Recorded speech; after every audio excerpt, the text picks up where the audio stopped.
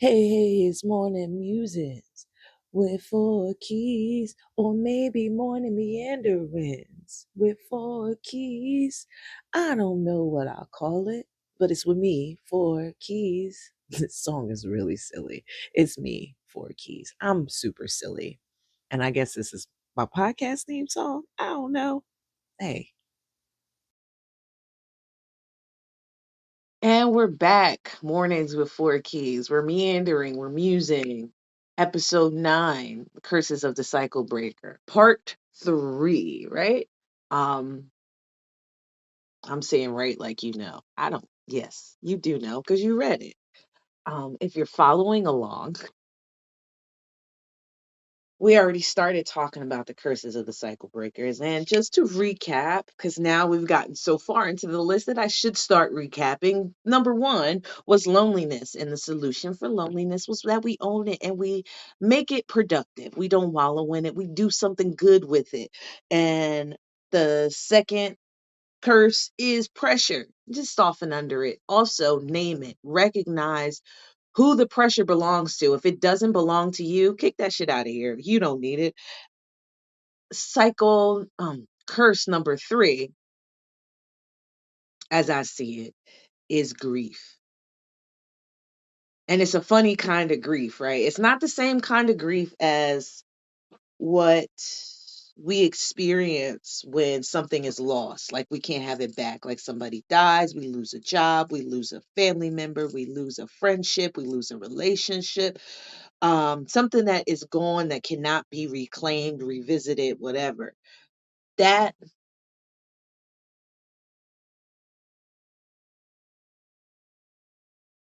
that sort of grief, while complicated, is a couple of different things besides complicated. It's almost a universal experience, even if you don't grieve. We don't all grieve the same. The experience of we can all sort of empathize with the experience of losing a loved one, a breakup, heartbreak, that kind of thing. Even if you may not be as broken as another person, you can either say, you know what, uh, uh, relationship over, that sucks. We empathize that way. The thing about grieving your living dead, hmm, call it what it is, don't dance around it.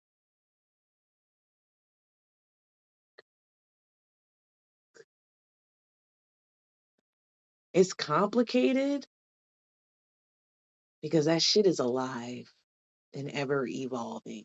Like, it's not the same as us moving through the stages of grief towards acceptance of a thing, the acceptance of the acceptance that a thing that we love, care about, have been conditioned, comforted by is gone.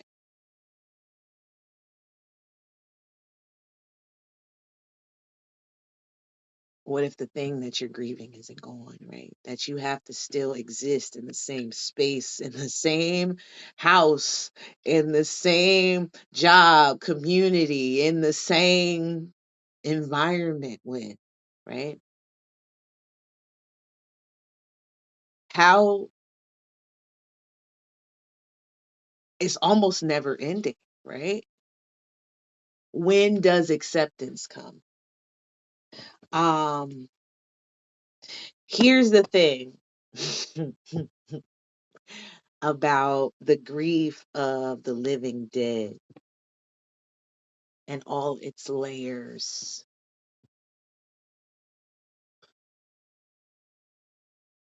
It's not as if you stack one on top of the other, on top of the other, and we make this really, really high cake. I forgot about the cake metaphor. Doesn't matter. We're in it now. Um,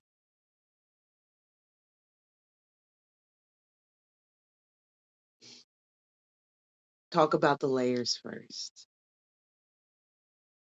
We making a cake.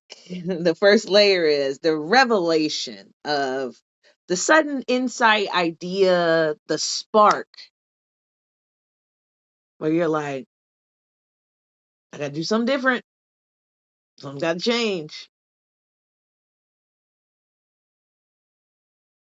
First layer.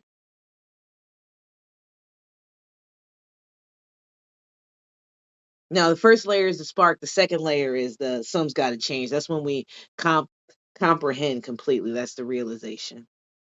And then that last layer is the acceptance part, right? So it seems simple enough. We reveal the rev that we have the revelation. We have the revelation. We have the okay, this isn't okay. Then we have the I got to do something about it.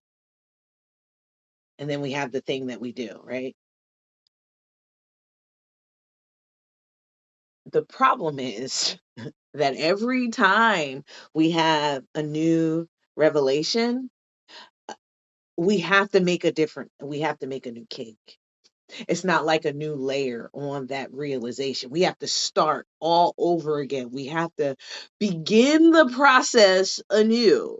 So, the more complicated your relationship is with whatever the cycle that you're breaking, the system that you are removing yourself from,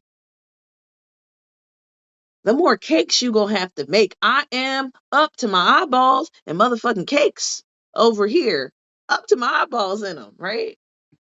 And we keep making them because, like, really, there's no other choice. Either I make the cake or I like die. That's not an option. Death is not an option. We have to do something else.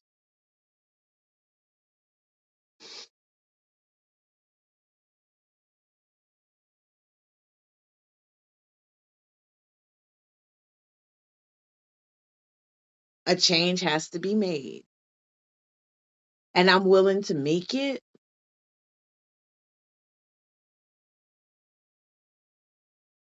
and accept that everybody's not going to be willing to make it with me. And every time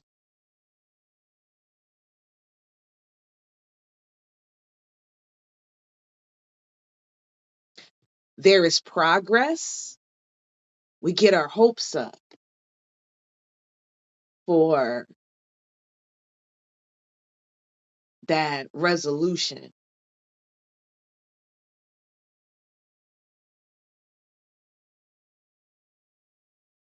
And then we stall out a little bit. But here's the thing, every time we stall out again, we have to restart the baking process over again. We restart the cycle of the revelation, the realization, and then acceptance. If we never will make it to acceptance if we really start, if we keep redoing the cake. So maybe it's just two layers. It's realization, revelation, realization, and then acceptance, I guess, is the icing on the cake because then you can eat it, right? That doesn't mean it's going to taste good. I made some pretty shitty cakes in my life, culinary degree and all. Um,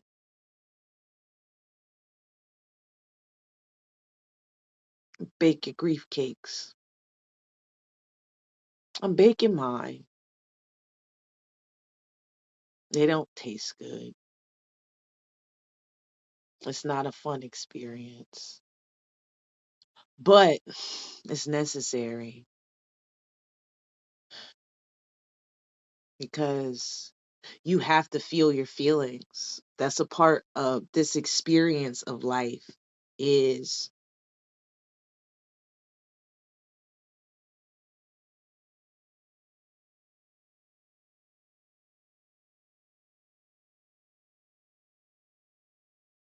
being in the sadness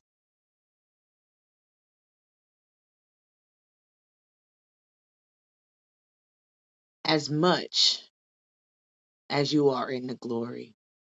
The glory and the glory. I think I wrote that too. Not I think, I know I wrote something about that too.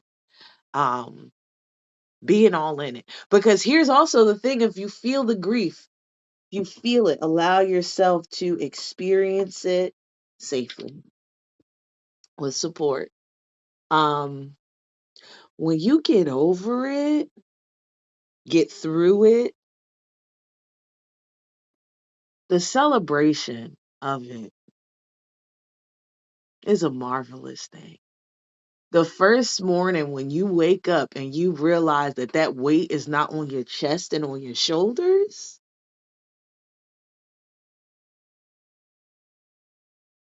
it's worth it. It's worth it. So bake your cakes. Start all over.